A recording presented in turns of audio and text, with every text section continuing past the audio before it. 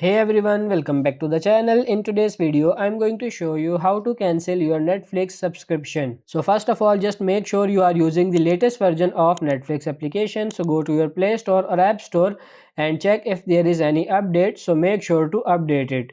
The steps to cancel the Netflix subscription are similar to both Android and iPhone. Now open up your Netflix application. Make sure you are signed in.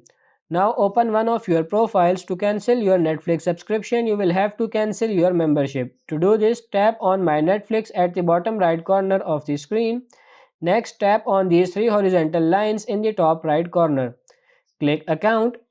On this page, you will see all your account details. Now scroll down until you see Billing Details. Here you will have the option to cancel membership. So just tap on it.